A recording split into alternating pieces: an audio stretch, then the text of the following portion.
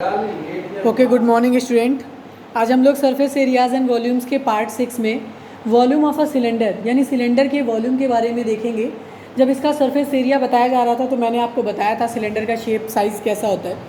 आज हम लोग देखेंगे वॉल्यूम ऑफ अ सिलेंडर। तो पहले तो इसका फॉर्मूला लर्न कर लीजिए कि वॉल्यूम ऑफ अ सिलेंडर होता है हमारा पाई आर स्क्वायर एच।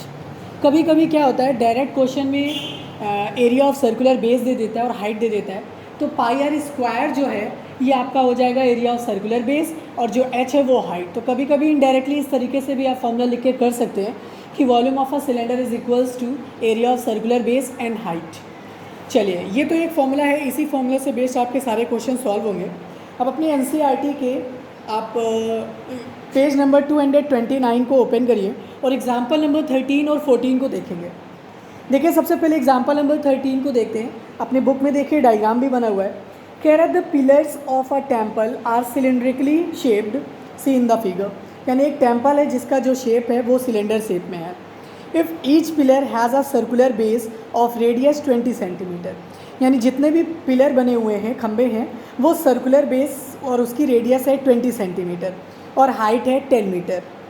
कह रहा है how much concrete mixture would be required to build 14 such pillars.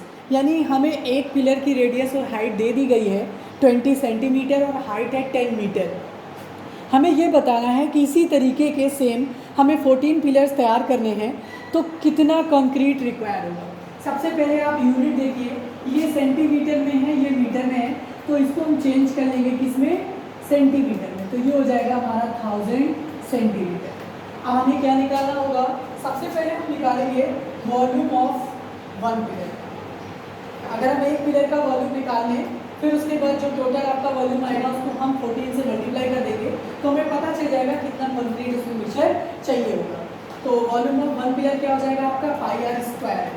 यहाँ पे हम वैल्यू रखेंगे, पाई की वैल्यू 22/7 इंटू आर की वैल्यू कितनी हो जाएगी, ये रेडियस दिया हुआ है 20 इंटू 20 इंटू हाइट कितनी दी थी आपको 1000। अब यहाँ पर ये आएगा आपका किसमें, सेंटीमीटर क्यूब में। ठीक है, अब इसको सॉल्व कर लेते हैं।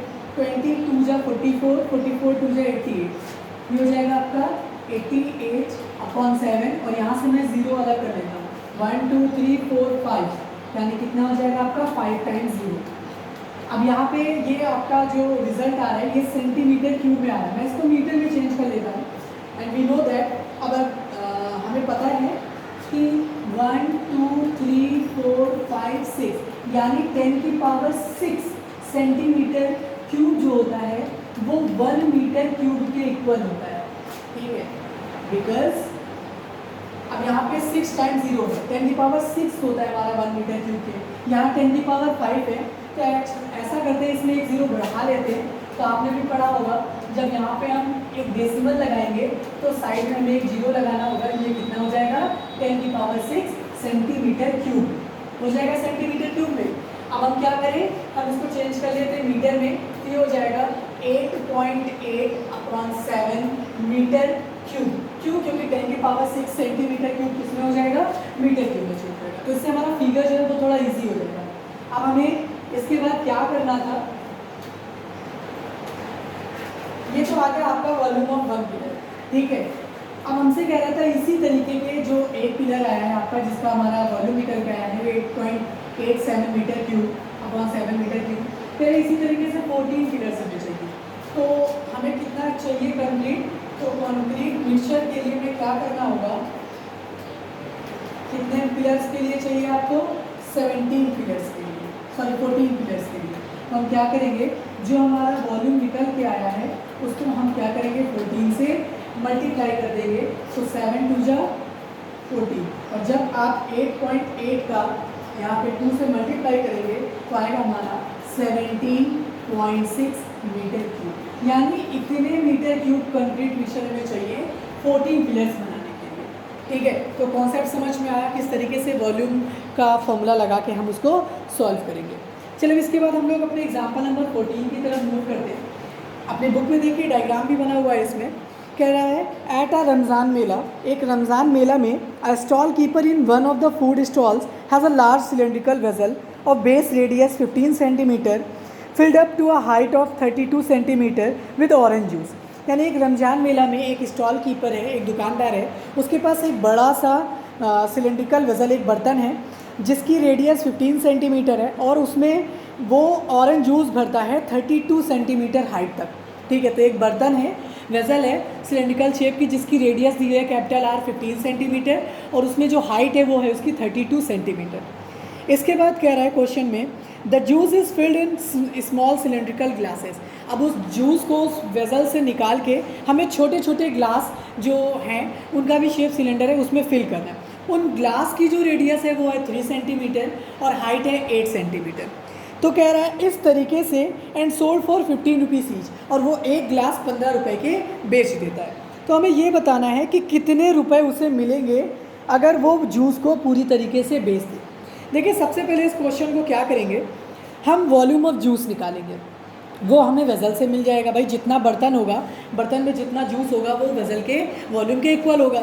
जूस का वॉल्यूम निकालने के बाद क्या करेंगे, हम इसी तरीके से एक ग्लास का वॉल्यूम निकाल लेंगे। फिर क्या करेंगे, हमें number of glasses of juice चाहिए होंगे, तो उसके लिए क्या करेंगे, वॉल्यूम ऑफ वेसल से हम डिवाइड कर देंगे वॉल्यूम ऑफ ईच ग्लास को, और उसके बाद जितना वॉल्यूम निकल के आएगा, जितने नंबर ऑफ ग्लासेस निकल के आएंगे उसको हम 1 रुपये के 15 रुपये के हिसाब से मल्टीप्लाई कर देंगे। चलिए देखिए किस तरीके से इस क्वेश्चन को हमें सॉल्व करना है। तो सबसे पहले हमें क्या चाहिए, देखिए यहाँ पे मैंने कैपिटल R और स्मॉल r इसलिए लिया हुआ है क्योंकि कैपिटल R यहाँ पे दो फिगर है, एक आपके पास वेसल है उसका भी शेप सिलेंडर है और आपके पास एक ग्लास है उसका भी शेप सिलेंडर है। अगर आप यहाँ पे कैपिटल R स्मॉल r नहीं रखना चाहते हैं तो आप यहाँ पे R1 R2 भी करके सॉल्व कर सकते हैं। चलिए देखिए, सबसे पहले हमें क्या निकालना है, हम वॉल्यूम ऑफ जूस निकालने जा रहे हैं।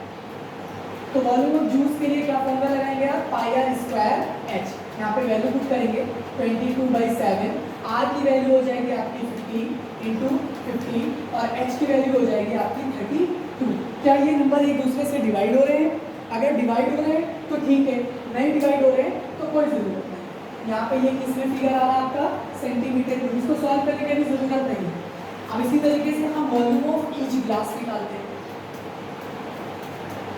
वो हमारा क्या होता है, वो हो जाएगा हमारा पाई r स्क्वायर h। पाई की वैल्यू 22/7, r की वैल्यू हो जाएगी हमारी 3 इंटू 3 और हाइट हो जाएगी 8। ठीक है, ये भी हमारा किसमें फिगर में आएगा, सेंटीमीटर क्यूब। आपको यूनिट लिखना बहुत जरूरी है। अब इसके बाद हम क्या निकालते हैं, नंबर ऑफ, अगर हमें ग्लासेस पता चल जाए तो मैंने आपको बताया था नंबर ऑफ ग्लासेस निकालते हैं, कितने ग्लासेस चाहिए। तो वॉल्यूम ऑफ द वेसल से, भाई जाहिर सी बात है, टोटल बर्तन में से अगर हम जैसे एक आपके पास यहाँ पे फिगर बना हुआ है, इसमें से मैं ये पार्ट निकालना चाहूँ तो पूरे में से छोटा डिवाइड करेंगे ना, तो बड़े में से, बर्तन में से हम क्या करेंगे, वॉल्यूम ऑफ ईच ग्लास को डिवाइड कर देंगे। चलिए डिवाइड करते हैं, देखते हैं क्या आता है। तो वॉल्यूम ऑफ द वेसल आपने कितना निकाला था, 22/7 इंटू 15 इंटू 15 इंटू 13। अब इसको होल अपॉन किससे डिवाइड करेंगे, वॉल्यूम ऑफ ईच ग्लास। वो कितना निकल के आया था आपका, 22/7 इंटू 3 इंटू 3 इंटू 8। अब देखिए 22/7 पूरा फिगर कर देंगे। यहाँ पे 3 से काटेंगे, 3 5 जा 15, यहाँ पे 3 से डिवाइड होगा, 3 5 जा 15, 8 4 जा 32, 5 5 जा 25, 25 4 जा 100। यानी टोटल नंबर ऑफ ग्लासेस कितने निकल के आ गए, 100। यानी टोटल इस तरीके से उस बर्तन से कितने ग्लास निकल कर आएंगे, 100 ग्लासेस का जूस है उसके पास। अब वो एक जो जूस है, एक ईच ग्लास, यानी वो एक ग्लास बेच रहा है कितने रुपए का, 15 रुपए का। उसे टोटल कितने ग्लास बेचने हैं, 100 ग्लास। उसे बेचने कितने हैं, 100 ग्लास। अब उसे 100 ग्लास बेचने तो क्या करेंगे, 15 का हम 100 से क्या कर देंगे, मल्टीप्लाई कर देंगे, तो हमारे पास निकल के आ जाएगा 1500। यानी टोटल उसे कितने रुपए कमा लेगा, वो 1500 रुपये जूस बेच के वो कमा लेगा। तो इस तरीके से एनसीईआरटी की एक्सरसाइज आपको 13.6 करनी है, जिसमें देयर आर 8 क्वेश्चंस। इसी फॉर्मूले की हेल्प से आपको पूरे क्वेश्चंस करने हैं।